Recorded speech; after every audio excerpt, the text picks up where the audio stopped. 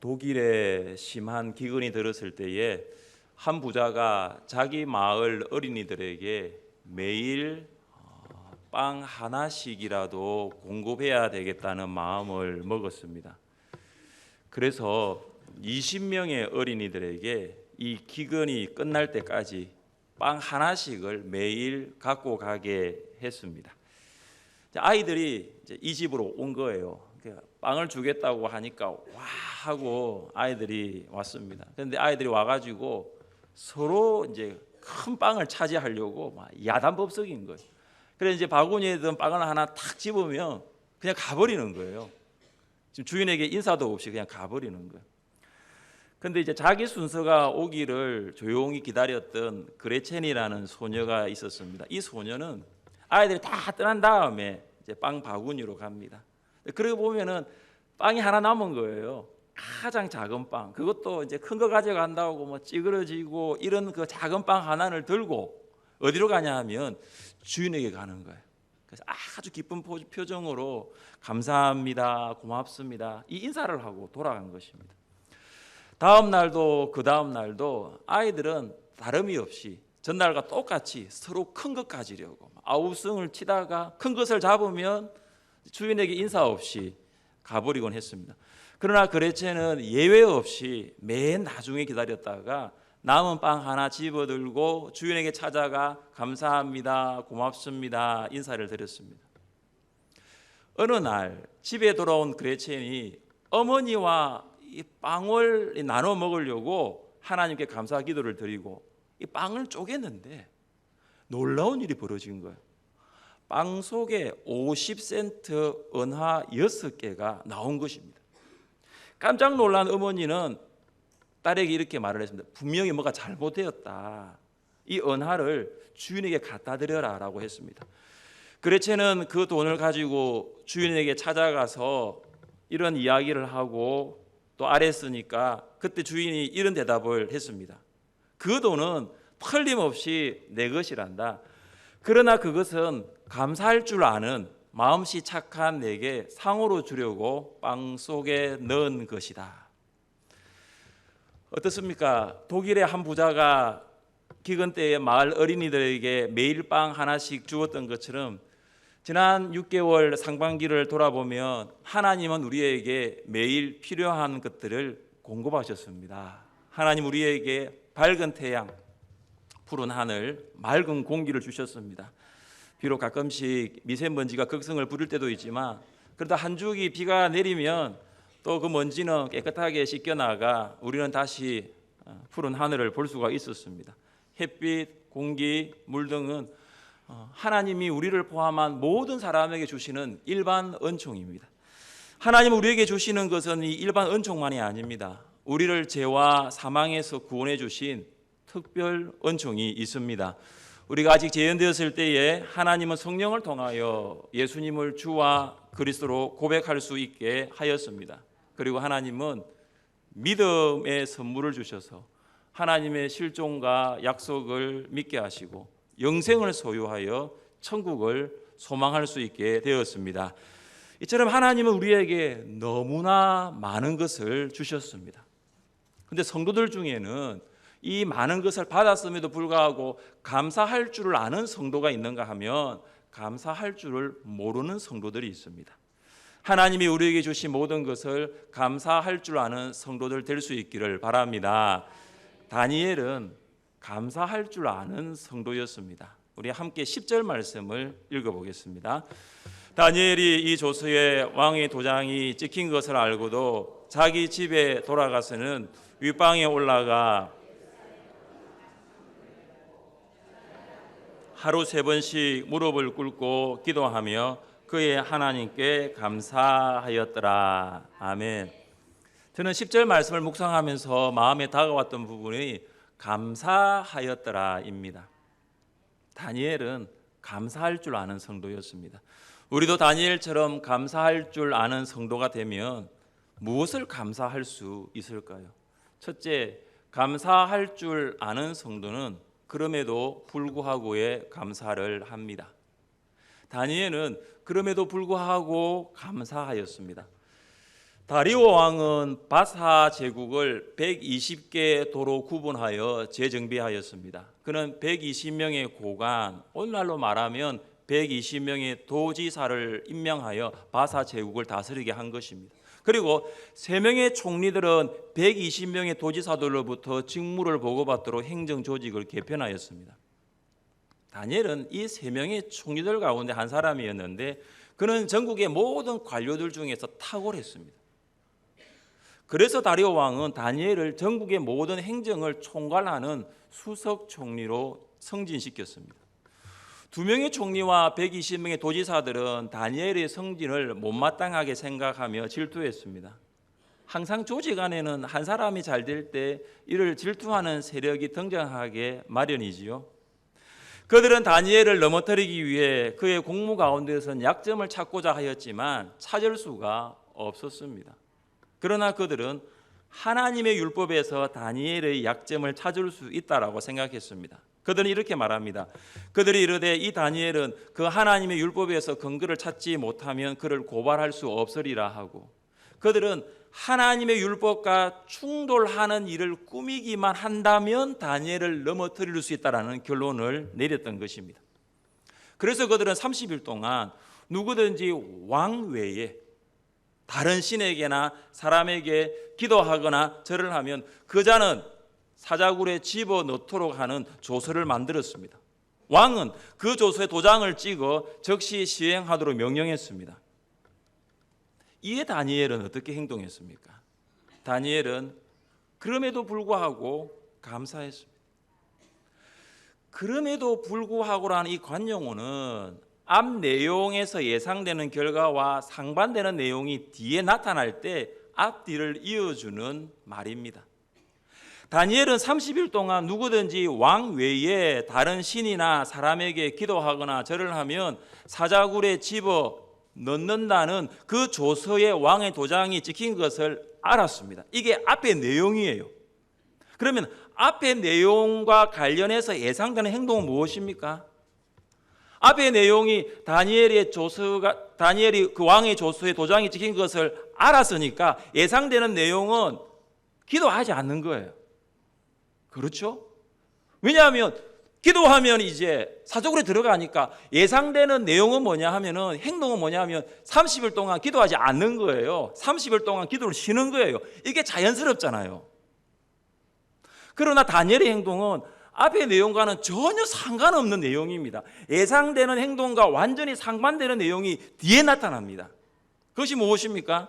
다니엘이 왕의 조서에 도장이 찍힌 것을 알고도, 알았음에도 불구하고 하나님께 감사했다는 것입니다. 어떻게 이런 상황에서 감사할 수 있습니까? 누구든지 왕 외에 다른 신이나 사람에게 절을 하면 사자굴에 들어가게 되는 상황입니다. 사자굴에 들어가면 죽게 되는 상황입니다. 여러분, 다니엘은 어떻게 자신을 고발하여 총리의 자리에서 낙마시키려는 주변 사람들의 그 추악한 모함이 있음에도 불구하고 감사했습니까? 다니엘은 사자굴에 들어가면 목숨이 위태로울 걸 알았음에도 불구하고 어떻게 감사했습니까? 그런 하나님이 모든 상황을 인도해 주실 것이라는 믿음을 가지고 있었습니다. 그럼에도 불구하고의 감사는 하나님이 모든 상황을 인도하시는 믿음으로만 감사할 수 있는 것입니다. 그럼에도 불구하고의 감사는 주변을 둘러싼 환경이나 진행되는 상황만으로는 생각조차 할 수 없는 감사입니다. 여러분이 오늘부터 그럼에도 불구하고의 감사를 시작하신다면 육신의 눈으로 들어오는 상황이 아니라 믿음의 눈으로 하나님을 보게 될 것입니다. 그래서 그럼에도 불구하고의 감사는 상황이 아니라 믿음을 선택하는 것입니다. 상황이 아니라 믿음을 선택하는 것입니다. 상황이 아니라 믿음을 선택하십시오. 그러면 여러분 안에서 일하시는 하나님을 보게 될 것이고, 어떤 상황 가운데서도 그럼에도 불구하고의 감사를 하게 될 것입니다. 1960년대 아프리카 콩고에서 의료 선교 사역을 하던 헬렌 로즈비어라는 선교사가 있었습니다.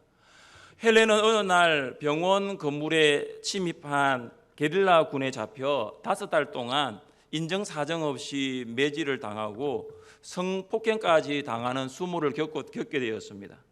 헬렌은 게릴라 군에게 사로잡히던 그 캄캄했던 밤을 절대 잊을 수 없었습니다. 그녀는 하나님이 자신을 버리셨다라고 생각했습니다.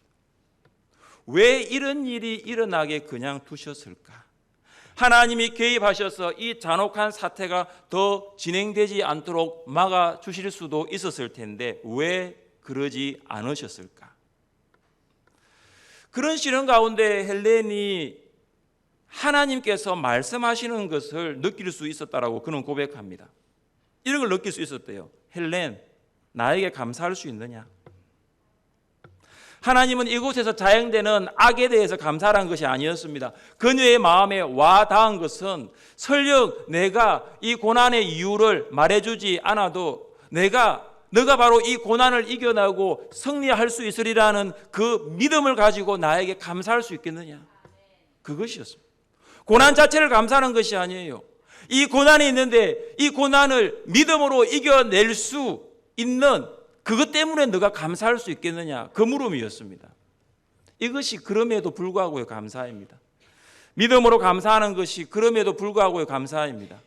하나님의 인도하심을 신뢰하고 믿음으로 하는 감사가 그럼에도 불구하고의 감사입니다. 지난 상반기 6개월을 보내면서 헬렌과 같은 기도를 드린 성도들은 계시지 않습니까? 하나님, 왜 저를 버리셨습니까? 하나님, 왜 이런 일이 저 가운데 일어나고 있습니까? 왜 하나님은 그냥 지켜보고만 계십니까? 하나님, 더 이 일이 악화되지 않도록, 더 일이 진행되지 않도록 왜 막아주시지는 않으셨습니까?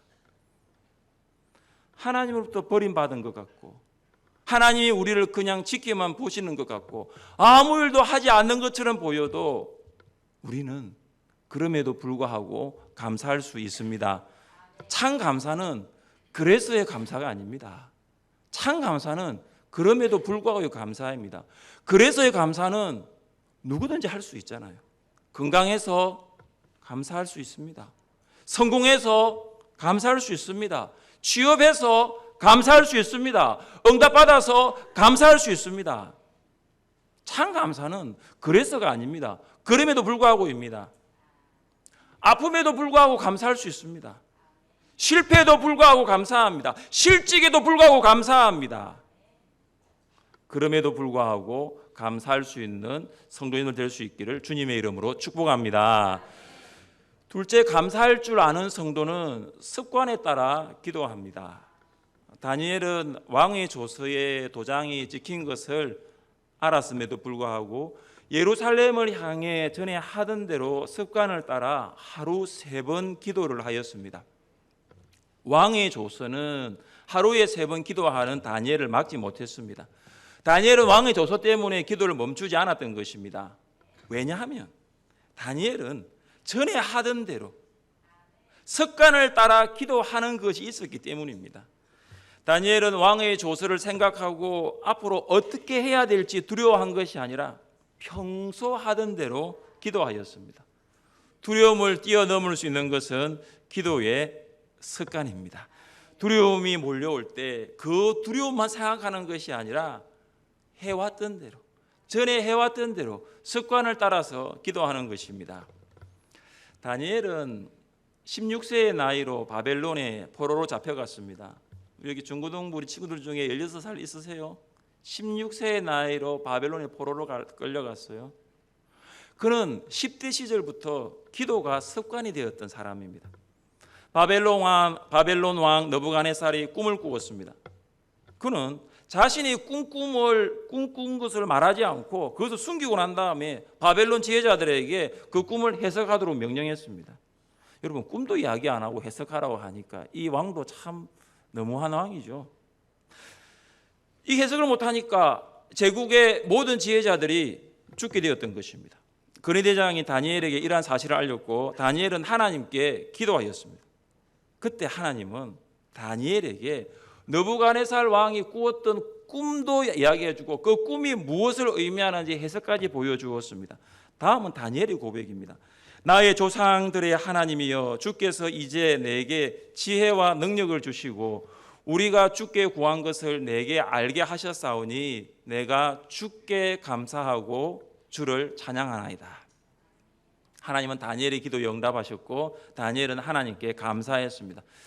10대부터 기도한 다니엘은 바벨론의 느부갓네살, 벨사살, 바사의 다리오 왕에 이르기까지 66년 동안 기도하는 습관을 놓치지 않았습니다. 그러니까 10대의 기도의 습관이 70대까지 간 것입니다. 하나님의 사람들은 각각 기도의 습관을 가지고 있습니다. 다윗은 습관을 따라 하루에 3번 기도했습니다. 저녁과 아침과 정오에 내가 근심하여 탄식하리니 여호와께서 내 소리를 들으시리로다. 다윗은 하루에 3번 시간을 정해놓고 기도하고 또 기도한 것입니다. 다윗뿐만 아니라 초대교회 사도들도 하루에 3번 기도하는 습관이 있었습니다. 제9시 기도 시간에 베드로와 요한이 성전에 올라갈 때 사도들은 오후 3시에 기도하기 위하여 성전에 올라갔습니다. 습관을 따라 기도한 것입니다. 예수님은 습관을 따라 기도하셨습니다. 예수님은 새벽 아직 날이 밝기 전에 한적한 곳에 가셔서 기도하셨습니다. 기도가 습관이 되면 새벽에 일어나는 거 어렵지 않습니다.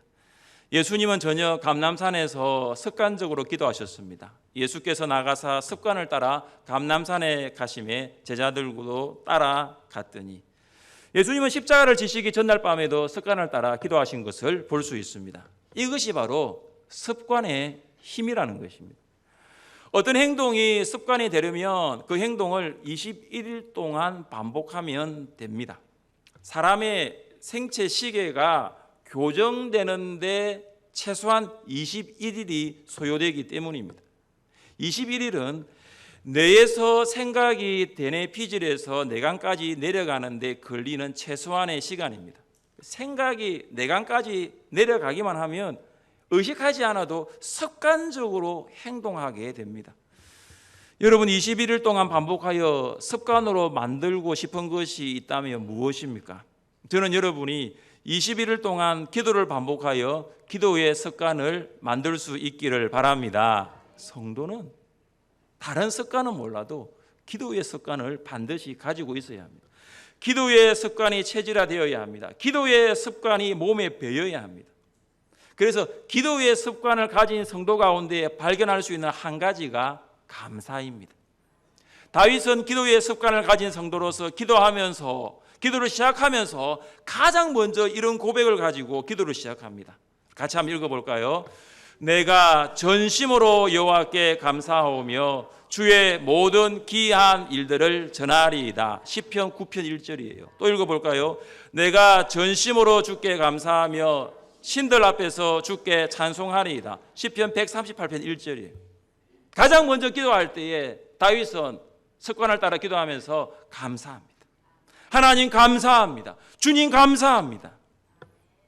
하루에 3번 기도의 습관을 가진 다윗은 전심으로 하나님께 감사했습니다. 모든 마음을 다하여 마음을 다 바쳐 하나님께 감사했습니다. 두 마음 품지 않았어요.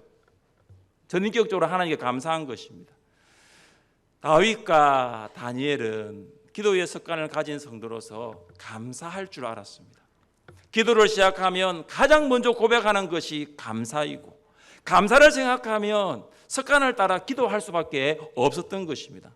그래서 우리는 이 두 단어를 합하여 감사기도라고 부르는 것입니다. 기도 안에는 감사가 있습니다. 그래서 기도의 4가지 요소들 중에 감사는 반드시 들어가 있는 것입니다. 혹시 원망과 불평으로 시작한 기도라 하더라도 기도하면 그 기도 가운데 원망과 불평이 변하여 감사와 찬양이 됩니다. 감사할 줄 아는 성도는 습관을 따라 기도합니다. 기도는 하나님과의 대화이기 때문입니다.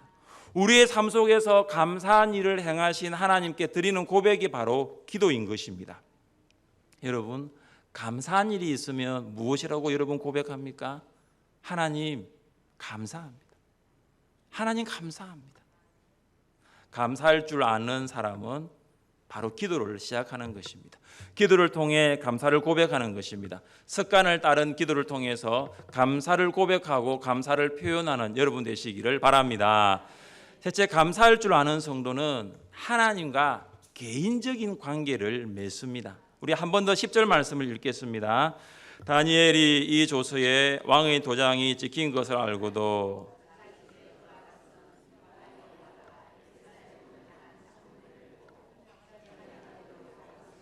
무릎을 꿇고 기도하며 그의 하나님께 감사하였더라. 저는 10절 중에 마지막 부분에 주목하였습니다. 그의 하나님께 감사하였더라. Giving thanks to his God. 다니엘이 하나님께 감사하였더라 이렇게 끝난 것이 아니라 다니엘은 그의 하나님께 감사하였더라. His God. 다니엘은 인격적으로 하나님을 만났습니다. 다니엘은 아주 오래전부터 하나님과 개인적인 관계를 가지고 아주 오래전부터 하나님과 친밀한 관계를 가지고 살아왔습니다. 다니엘은 유대 귀족 출신으로 주전 605년 바벨론의 포로로 오게 되었습니다. 바벨론 당국은 3년 동안 다니엘에게 바벨론의 학문과 언어를 가르쳤습니다. 바벨론 당국은 바벨론식의 교육을 통해서 다니엘을 바벨론에 순응하는 사람으로 바꾸려고 했습니다. 그리고 바벨론은 여호와 하나님에 대한 신앙을 버리고 오직 자신의 명령에 충실한 신복을 만들기 위해서 왕의 음식을 먹도록 규정했습니다. 게다가 바벨론 당국은 하나님께서 나의 심판자이시다라는 뜻의 다니엘의 이름을 벨이여 그의 생명을 보호하소서라는 뜻의 벨드사살로 다니엘의 이름을 개명해 버립니다. 바벨론 당국은 다니엘 안에 있는 하나님의 신앙, 여호와의 신앙을 말살해 버리고 태양신 벨을 심고자 하였습니다. 이와 같은 바벨론과 바벨론 당국, 바벨론 왕이 하나님 신앙 말살 정책에도 다니엘은 조금도 흔들리지 않았습니다. 왜 그럴까요? 다니엘은 하나님이 어떤 분이신가를 알았기 때문입니다. 다니엘은 바벨론 제국, 나아가 바사 제국의 관료로 활동하면서도 역사를 주권적으로 다스리시는 세계 역사를 움직이시는 분이 왕이 아니라 하나님이심을 경험했기 때문입니다. 다니엘이 경험한 하나님은 이스라엘 민족의 하나님뿐만 아니라 역사를 통치하시는 전 세계의 하나님이십니다. 하나님이 역사하시면 하룻밤에라도 영원할 것만 같았던 바벨론 왕 벨사살이 죽고 새로운 나라 바사, 새로운 왕 다리오를 즉위하게 하셨습니다. 바벨론의 관료들은 왕이 가장 강력한 권력을 가진 사람으로 보았겠지만 다니엘은 모든 역사를 주관하시는 분이 하나님이시라는 것을 한시도 놓치지 않았습니다. 다니엘이 경험한 하나님은 역사를 통치하셨을 뿐만 아니라 여러분 6장을 쭉 7장까지 읽어보시면 사자의 입까지도 자연 세계까지도 통치하시는 하나님이셨습니다. 그래서 다니엘은 개인적으로 하나님과의 관계를 맺고 있는 그의 하나님께 감사한 것입니다. 그럼 신앙이 무엇일까요? 신앙은 하나님과의 개인적인 관계를 기초로 하여 출발합니다. 그래서 우리 각인은 하나님과의 개인적인 관계를 반드시 맺어야 합니다. 그 사람이 신앙인이고 그 사람이 신자고 그리스도인입니다. 아브라함의 하나님, 이삭의 하나님, 야곱의 하나님, 다윗의 하나님, 다니엘의 하나님인 것처럼 우리는 바로 나의 하나님을 만나야 하는 거예요. 그러면 우리는 다른 사람 감사하지 않아도 나는 감사할 수 있는 거예요. 다른 사람 원망하고 불평하도 나는 나의 하나님께 감사할 수 있는 거예요. 다니엘은 그의 인생 가운데 만난 하나님께 감사했습니다. 주변 사람들의 모함으로 사자굴에 들어가더라도 그는 하나님께 감사했습니다. 지금까지 살아오면서 만나고 경험했던 하나님이 그와 함께 계시기 때문입니다. 다니엘의 하나님은 사자굴에서도 다니엘과 함께 하셨습니다. 여러분 상반기 동안 여러분과 여러분의 삶 가운데 여러분의 신앙 가운데 어떤 하나님을 만나셨습니까? 여러분이 만난 여러분의 하나님, 내가 만난 나의 하나님께 감사할 수 있기를 바랍니다. 하나님이 우리에게 모든 것을 주셨지만 감사할 줄 아는 성도가 있는가 하면 감사할 줄 모르는 성도가 있습니다. 오늘 맥주 감사 주일을 맞이하여 지난 상반기 6개월 동안의 삶을 돌아보면서 하나님께서 우리에게 주신 모든 것에 감사할 줄 아는 성도님들 될 수 있기를 주님의 이름으로 축복합니다.